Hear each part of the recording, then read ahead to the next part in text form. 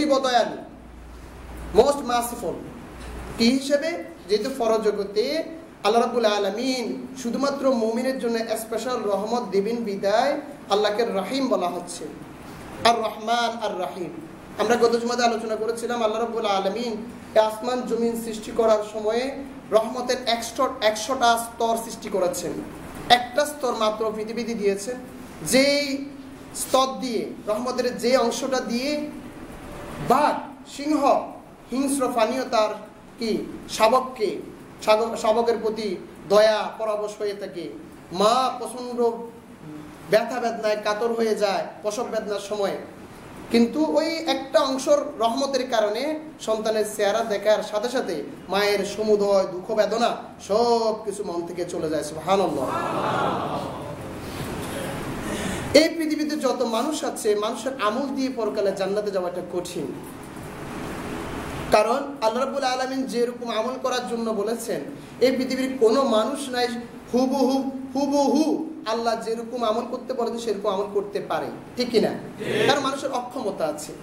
এই জন্য বিশ্বনবী সাল্লাল্লাহু আলাইহি ওয়াসাল্লাম সতর্ক করেছেন, বলেছেন, হাদিসটা আয়েশা রাদিয়াল্লাহু এবং আবু হুরায়রা রাদিয়াল্লাহু আনহু থেকে বর্ণিত, বেশ কয়েকটা প্রায় 300টা সোর্স থেকে এই হাদিসটা এসেছে। রাসূলুল্লাহ সাল্লাল্লাহু আলাইহি ওয়াসাল্লাম বলেছেন, সাদ্দিদু ওয়া কারিবু ওয়া আবশিরু فإنه لا يدخل أحد الجنة عمله قال ولا أنت يا رسول الله قال ولا أنا إلا أن يتغمدني الله بمغفرة ورحمة। আল্লাহ রাসূল সাল্লাল্লাহু আলাইহি ওয়াসাল্লাম বলেছেন, মানুষকে দ্বীনের কথা বোঝানোর সময় সহজ করে দাও, কঠিন করে দিও না। কারিবু, তাদেরকে দূরে ঠেলে দিও না, কাছে কাছে নিয়ে আসো। ওয়া আবশিরু, তাদেরকে বিধি প্রদর্শন করার আগে তাদেরকে জান্নাতের শুভ সংবাদ দান করো। فإنه لا يدخل أحدا, কেননা তোমাদের কেউ আহাদানাল জান্নাতা আমালুহু, তোমাদের কেউ তার আমল, তোমাদের কাউকে তার আমল জান্নাতে প্রবেশ করাবে না।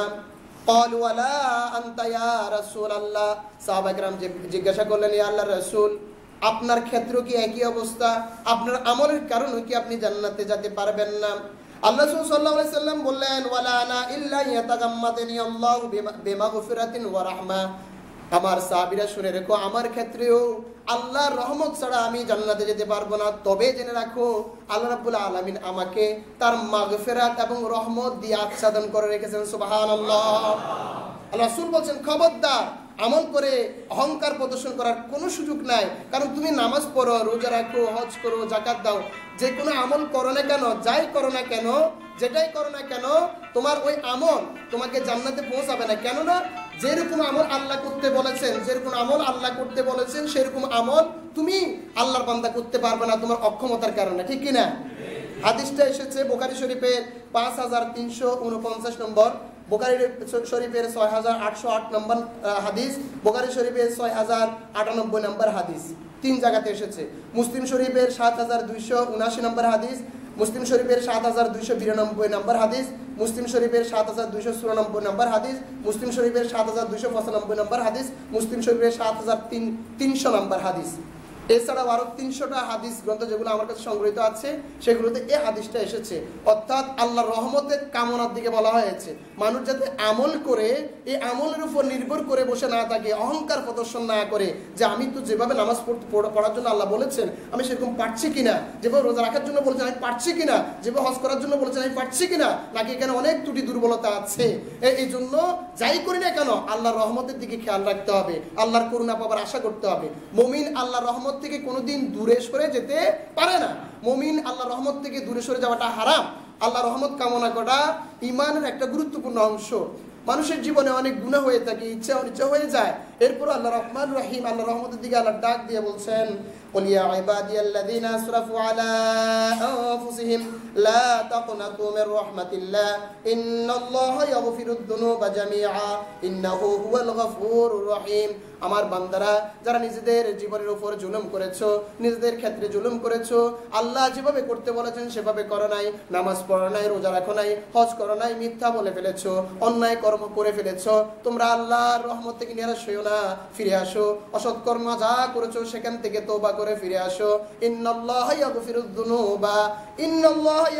যুনুবা জামিআ। আল্লাহ রাব্বুল আলামিন তুমি যে তওবা করেছো, তওবা করার কারণে তোমার জীবনের যত গুনাহ আছে সব গুনাহগুলো maaf করে দিবেন। সুবহানাল্লাহ। মনে আছে আপনাদের আল্লাহর রহমত, আল্লাহ যখন কাউকে maaf করে আল্লাহর একটা বৈশিষ্ট্য বর্ণনা করেছিলাম, কিরকম মনে আছে? আছে, হয়তো খেয়াল করতে পারছেন না। আল্লাহ যখন তার কোনো বান্দাকে মাফ করে দেয়, যে গুনাহগুলো মাফ করে দিয়েছে, শুধু মাফ করে দেন না, ওই গুনাহগুলো সমপরিমাণ সওয়াব দিয়ে মাফ করে দেন। সুবহানাল্লাহ। এটা আল্লাহর বিশেষ রহমত। এই কথাটা আমরা বলছিলাম, আমার কেউ জুলুম করেছে, আমার কাছে মাফ চাইলে আমি মাফ করে দিচ্ছি, কিন্তু আমার ক্ষেত্রে ঘটনা এরকম যে আমি মাফ করে তো দিচ্ছি, আরো 1 লাখ টাকা তাকে দিলাম, এরকম হয় নাকি? আল্লাহর ক্ষেত্রে এরকম, বান্দা অন্যায় করেছে, গুনাহ করেছে, আমার কাছে মাফ চাইছে, আমি বান্দাকে শুধু মাফ করলাম না, বরং কি করছি, আরো যতটুকু গুনাহ করেছে সমপরিমাণ সওয়াব দিয়ে দিলাম। সুবহানাল্লাহ। আল্লাহু আকবার। অনেক বর্ণনা আছে, আমরা 1 ঘন্টার আলোচনা করেছিলাম যে ইমানের শাখাতে কোনটার ক্ষেত্রে, যে আল্লাহর রহমত কামনা করার ক্ষেত্রে, সেদিকে আজ যাচ্ছি না। আর রহমান আর রাহিম নিয়ে সামান্য কথা বলেছি। আল্লাহ রাব্বুল আলামিন বলছেন মালিক ইয়াউমিদ্দিন। আল্লাহ রাব্বুল আলামিন বিচারের দিবসের মালিক। মালিকুন মানে মালিক, মালিকুন মানে মালিক, মালিকিন নাস বলি না আমরা সূরা নাসের ভিতরে, মানুষের মালিক। মালিকুন, মালিকুন দুইটা বর্ণনা আছে, অনেকবার এসেছে, তেমন অর্থগত তেমন পার্থক্য না, সামান্য এদিক সেদিক আছে, আমরা সেদিকে যাচ্ছি না। তো এখন আপনাকে যে কেউ আপনার মাথায় আসতে পারে আল্লাহ রাব্বুল আলামিন বিচার দিবসের মালিক, আল্লাহকে এই পৃথিবীর মালিক নন? তো আল্লাহ কেন বিচার দিবসের মালিক বলছেন? এই পৃথিবীর মালিক তো আল্লাহ, তাহলে আল্লাহ কেন এটাকে মানে কেমন করে অ্যাভয়েড করে গেলেন? স্বাভাবিক কোয়েশ্চেন আসতে পারে। মালিকুন মানে মালিক ওনার, ইয়ম মানে ডে, দিবস, দিন মানে হচ্ছে যে ধর্ম, দিন মানে হচ্ছে যাজা পুরস্কার, দিন মানে হচ্ছে বিচার, অনেকগুলো অর্থ আছে, কিন্তু ইয়ৌমিদ্দিন যদি আসে এর অর্থ হবে যে বিচার দিবস। মালিক ইয়ৌমিদ্দিন মানে বিচার দিবসের মালিক। তো আল্লাহ বিচার দিবসের মালিক কেন বলছেন? আল্লাহ বলছেন এর জন্য যে এই পৃথিবীতে মানুষ কেউ একটা ঘরের মালিকত্ব দাবি করে, কেউ একটা এলাকার মালিকত্ব দাবি করে, কেউ কেউ একটা দেশের মালিকত্ব দাবি করে, করে কি করে না? কেউ ক্ষমতার মালিকত্ব দাবি করে, বিভিন্ন রকমের জ্ঞানের মালিকত্ব দাবি করে, অনেক রকমের কন্ট্রিবিউশন সে দাবি করছে, এটা আমি না হলে হতো না, করে কি না? অথচ সব কিছুর মালিক কে? আল্লাহ। কোনো সন্দেহ আছে? আপনারা আজকে কেমন কেমন আমার মতো নিরাশ হয়ে গেছেন মনে হয়, আমার মতো কেমন কেমন দুর্বল হয়ে গেছেন না? মুমিন আল্লাহকে ছাড়া কাউকে ভয় করে নাকি? মুমিন কোনো সময় রং করে নাকি? কারো কোনো ক্ষতি করে নাকি? মুমিন কারো ক্ষতি করে না, মানুষ মুমিনকে বুঝে না। দুর্ভাগ্য সেখানে, শয়তান কোনো মুমিনকে তার পথ চলা বাধাগ্রস্ত করার জন্য যত পথ আছে সব পথগুলো কি অবলম্বন করে থাকে, কিন্তু মুমিন। সেদিন মাহফিলে যাওয়ার সময় আমার ছাত্র এখানে আছে, তাকে একটা হাদিস শুনালাম যে ইউবতালার রাজুলু আলা হাসবি দীনিহি ফাইন কানা দীনুহু সুলবান আশাদ্দা বালাউহু। আল্লাহ রাসূল বলেছেন একজন মানুষ সেই ঈমানের উপর আছে, কতটুকু আছে, যতটুকু আছে ততটুকুর উপর আল্লাহ পরীক্ষা করে থাকেন। সে যদি ঈমানের উপর শক্ত থাকে তার পরীক্ষাও কি শক্ত হয়ে থাকে, সে যদি ঈমানের উপর দুর্বল হয় তার পরীক্ষাও দুর্বল হয়ে থাকে। এভাবে করে মুমিনকে আল্লাহ রাব্বুল আলামিন জাকুনি দিয়ে থাকেন। এই জাকুনি দিতে দিতে তার জীবনের যত গুনাহ আছে, ইচ্ছা অনুযায়ী সব গুনাহগুলো আল্লাহ মাফ করে দেন। সুবহানাল্লাহ। হতাশ নিরাশ হওয়া যাবে না। আল্লাহ রাব্বুল আলামিন বলছেন লিল্লাহি মুলকুস সামাওয়াতি ওয়াল আরদি ওয়া মা ফিহিন্না ওয়া হুয়া আলা কুল্লি শাইইন কাদির। আসমান জমিনে যা কিছু আছে সব কিছুর মালিকত্ব আল্লাহ রাব্বুল আলামিনের কার? আল্লাহ। কিন্তু এরপরেও এই পৃথিবীতে কিছুদিনের জন্য আল্লাহ রাব্বুল আলামিন কাউকে সামান্য ক্ষমতা দিয়েছেন, কেউ পরিবারের ক্ষমতাধর, কেউ বা সমাজের ক্ষমতাধর, কেউ বা রাষ্ট্রের ক্ষমতাধর। দাবি করে কি করে না? কিয়ামতের দিন আল্লাহ রাব্বুল আলামিন ডাক দিয়ে বলবেন লিমানিল মুলকুল ইয়াউম, আজকে কে আছো, আজকের দিনের মালিক কে? কোনো উত্তর থাকবে না, থরথর করে কাঁপতে থাকবে। আল্লাহ নিজে উত্তর দিবেন লিল্লাহিল ওয়াহিদিল কাহ্হার, পরাক্রমশালী একমাত্র আল্লাহ ছাড়া আজকে দিবসে কেউ মালিকত্ব স্বীকার করবে না। এই দুনিয়াতে তো স্বীকার করে না যে আমি এই জায়গার মালিক, এই দোকানের মালিক, এই বাসার মালিক, এই গ্রামের মালিক, এই এলাকার মালিক, এই দেশের মালিক, কয় কি না? কিন্তু কিয়ামতের দিন আল্লাহ ডাক দিয়ে লিমানিল মুলকুল ইয়াউম, আজকে দিবসের মালিক কে আছো, আসো।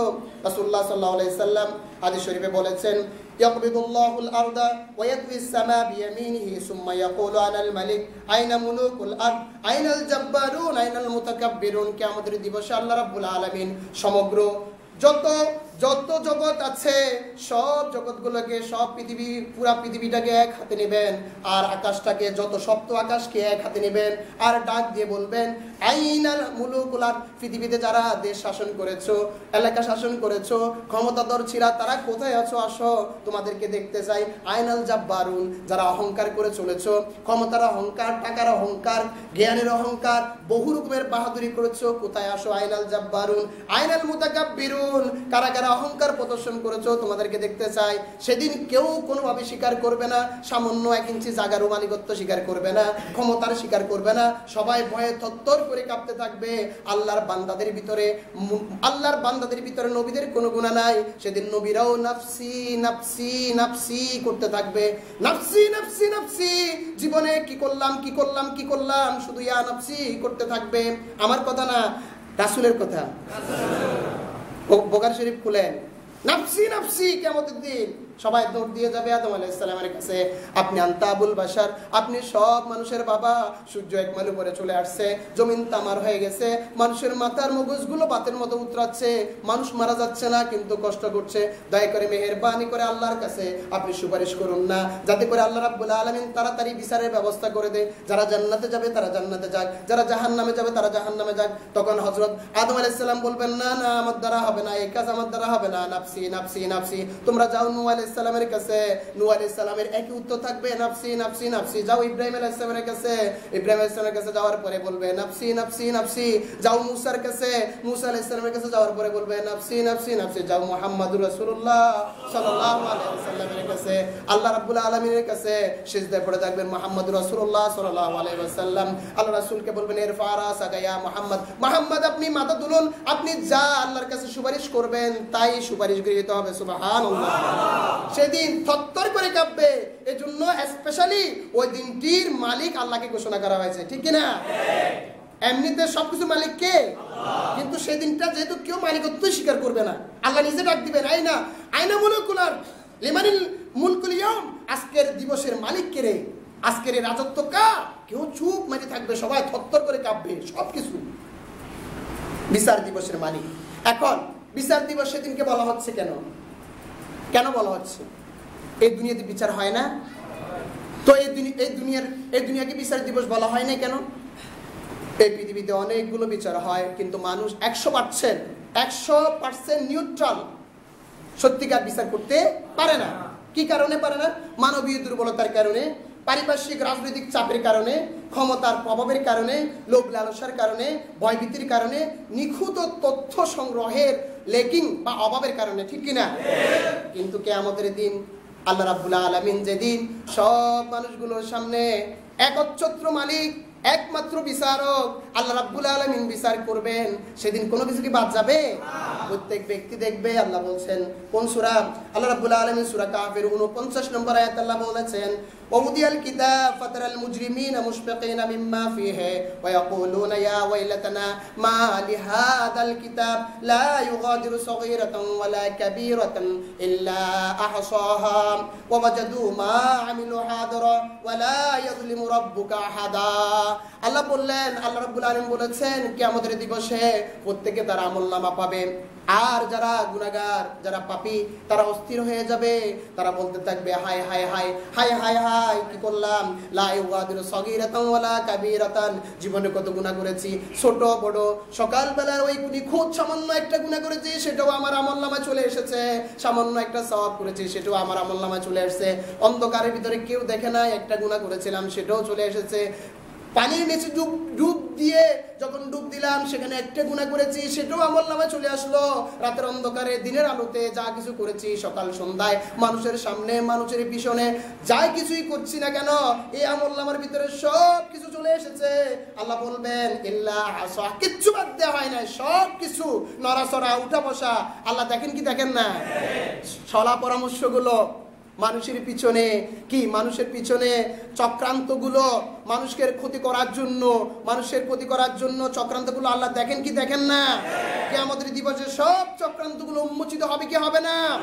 আল্লাহ বলছেন ওয়াজাদু মা আমিলু হাদারা, সেদিন দুনিয়াতে হয়তো ভুলে গিয়েছিল অমুকের সকালবেলায় অমুক দিনের সন্ধ্যাবেলায় কি করেছে, কিন্তু কিয়ামতের দিবসে সব কিছু চোখের সামনে ভাসবে, দেখবে ওয়াজাদু মা আমিলু হাদারা, তারা দুনিয়ার জীবনে যা কিছু করেছে সব কিছু তারা দেখতে পাবে।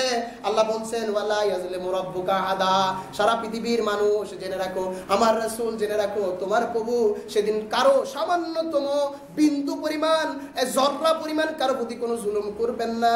যে যা আমল করেছে সেই অনুযায়ী সে কি পাবে? সওয়াব পাবে। সেদিন তথ্যের কোনো ঘাটতি থাকবে না, কোন রকমের লোভ লালসার কোন রকমের প্রলোভন সেদিন থাকবে না। সেদিন বিচারকের কোনো ভয়ভীতি থাকবে নাকি? আল্লাহ বিচারক কে? আল্লাহ। আল্লাহর কোনো ভয়ভীতি আছে নাকি?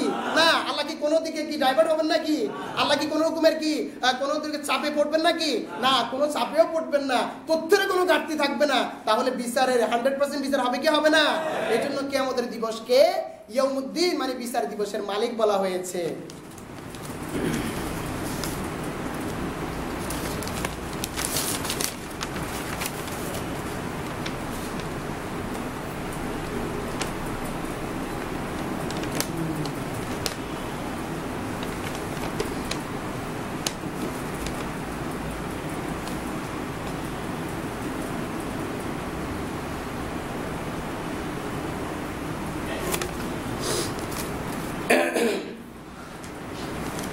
আল্লাহ রাব্বুল আলামিন ডাক দিয়ে বলছেন সূরা বাকারার 48 নম্বর আয়াতে ওয়াত্তাকু ইয়াওমান লা তাজজি নাফসুন আন নাফসিন শাইআ ওয়া লা ইউকবালু মিনহা শাফাআতুন ওয়া লা ইউখাযু মিনহা আদলুন ওয়া লা হুম ইউনসারুন। পৃথিবীর মানুষেরা ওয়াত্তাকু তোমরা ভয় করো এমন দিনকে যেদিন লা তাজজি নাফসুন আন নাফসিন, কেউ কারো কোনো উপকারে আসবে না, সামান্যতম উপকারে আসবে না। ওয়া লা ইউকবালু মিনহা শাফাআতুন, কোনো রকমের সুপারিশ গ্রহণ করা হবে না। এই দুনিয়াতে চুরি করলে বিচারের সময় সুপারিশ আসে কি আসে না? সুপারিশ আসে, সাব আসে, দেন দরবার আসে, বুদ্ধি আসে কি আসে না? আল্লাহ বলছেন লা ইউকবালু মিনহা শাফাআতুন, সেদিন কোনো রকমের সুপারিশ গ্রহণ করা হবে না। ওয়া লা ইউখাযু মিনহা আদলুন, কোনো রকমের উৎকোচ গ্রহণ করা না, একটু ঘোষ নিচের দিকে একটু ঘোষ নিয়ে বিচার অথবা কি কোনো পক্ষ অবলম্বন করা, সেদিন কি কিছুই হবে না। আল্লাহ বলছেন ওয়ালা হুম ইউনসারুন, যারা জালেম, যারা আল্লাহ বিরোধী, যারা রাসূলের পথে চলে না, যারা কোরআনের পথে চলে না, তারা সেদিন কোনো রকমের সাহায্য পাবে না। আল্লাহ রাব্বুল আলামিন একই কথা বলছেন সূরা বাকারা 123 নম্বর আয়াতে ওয়াত্তাকু ইয়াওমান লা তাজজি নাফসুন আন নাফসিন শাইআ ওয়া লা ইউকবালু মিনহা আদলুন ওয়া লা তানফাউহা শাফাআতুন ওয়া লা হুম ইউনসারুন। মালিক ইয়াউমিদ্দিন, বিচার দিবসের মালিক। কেন আল্লাহ বিচারের দিবসের মালিক আমরা বুঝতে পেরেছি তো? কেন পরকালকে বিচারের দিবস বলা হয়েছে আমরা বুঝতে পেরেছি তো? সামান্য কিছু কথা বলেছি। ইয়াকা না'বুদু ওয়া ইয়াকা নাস্তাঈন। ইয়াকা দি উই ওয়ারশিপ, ইয়াকা না'বুদু we worship only for you, যে আমরা কেবল আপনারই ইবাদত করি। ইয়াকা মানে আপনারই কথাটা আগে নিয়ে আসা হয়েছে। ইয়াকা না'বুদু আমরা উপাসনা করি, আমরা ইবাদত করি, আমরা দাসত্ব করি। আমরা কার ইবাদত করি? আল্লাহর ইবাদত করি। আমরা মুখ দিয়ে বলছি কিন্তু কথা আমরা বুঝি নাই, আমাদের কাছে সেটা প্রমাণ পাওয়া যায় না, কারণ আমরা দাসত্ব জিনিসটা, ইবাদত জিনিসটা আমরা বুঝতে পারি না, যার কারণে আমাদের সমস্যাটা হচ্ছে। এই ইয়াকা না'বুদু ওয়া ইয়াকা নাস্তাঈন এই সেন্টেন্সটা এত বেশি গুরুত্ব। আল্লামা ইবনে কাইয়্যিম তার কিতাব ফি মাদারিসিস সালিকিন বাইনা মানাজিল ইয়াকা না'বুদু ওয়া ইয়াকা নাস্তাঈন এই সেন্টেন্সটা নিয়ে একটা কিতাব লিখেছেন। তিনি বলেছেন আনজালাল্লাহু তাবারাকা ওয়া তাআলা মিয়াতা কিতাবিন ওয়া আরবাআতা কুতুব। আল্লাহ রাব্বুল আলামিন কয়টা কিতাব নাযিল করেছেন? 104 খানা। কয়টা? জামিউ মাআনিহা ফিত তাওরাত ওয়াল ইনজিল ওয়াল কুরআন। 104 খানা কিতাবের যা কিছু আছে সব কিছু তাওরাত, ইনজিল, কোরআনের ভিতরে আল্লাহ দিয়ে দিয়েছেন। ওয়া জামিউ মাআনি হাযিল কুতুবাস সালাসা, এই তাওরাত, ইনজিল আর কোরআনে যা কিছু আছে সব কিছুর মূল ফিল কোরআন, কোরআনের ভিতরে আল্লাহ দিয়ে দিয়েছেন। ওয়া জামিউ মাআনিল কোরআন ফিল ফাতিহা, আর কোরআনুল কারীমে যা কিছু আছে সব কিছু সূরা ফাতিহার ভিতরে দিয়ে দিয়েছেন। সুবহানাল্লাহ। ওয়া জামিউ মাআনিল ফাতিহা ফি ইয়াকা না'বুদু ওয়া ইয়াকা নাস্তাঈন, আর সূরা ফাতিহার ভিতরে যা কিছু আছে সব কিছু মূলত এই সেন্টেন্সের ভিতরে চলে আসছে। সুবহানাল্লাহ। তাহলে আল্লাহর যত নির্দেশ, আল্লাহর রাব্বুল আলামিনের যত বিধান সবকিছু কোন সেন্টেন্সের ভিতরে আছে? ইয়াকা না'বুদু ওয়া ইয়াকা নাস্তাঈন। এত গুরুত্বপূর্ণ একটা সেন্টেন্স আমরা বুঝতেছি না। ইয়াকা না'বুদু ওয়া ইয়াকা নাস্তাঈন, আমরা আপনার ইবাদত করি। ইবাদত জিনিসটা কি? আল্লাহ রাব্বুল আলামিন কোরআন কারীমে আ'বুদু, না'বুদু, ইয়া'বুদুন, তা'বুদুন, ইবাদ, আব্দুন বিভিন্ন কন্ডিশনে 277 বার আইন বা দাল শব্দটা ইউজ করেছেন, যার মূল অর্থ হলো দাসত্ব করা, দাস, বশ্যতা স্বীকার করা। কতবার আল্লাহ কোরআনে কতবার বলেছেন? 277 বার বিভিন্ন স্ট্রাকচারে। আল্লাহ রাব্বুল আলামিন মানব জাতিকে এবং জিন জাতিকে সৃষ্টি করার ক্ষেত্রে আল্লাহ বলছেন, ওয়া মা খালাকতুল জিন্না ওয়াল ইনসা ইল্লা লিয়াবুদুন, আমি মানুষ এবং জিন জাতিকে একমাত্র আমার ইবাদত করার জন্য সৃষ্টি করেছি। ইবাদত জিনিসটা কি এখন আমাকে বুঝতে হবে। ইবাদত কি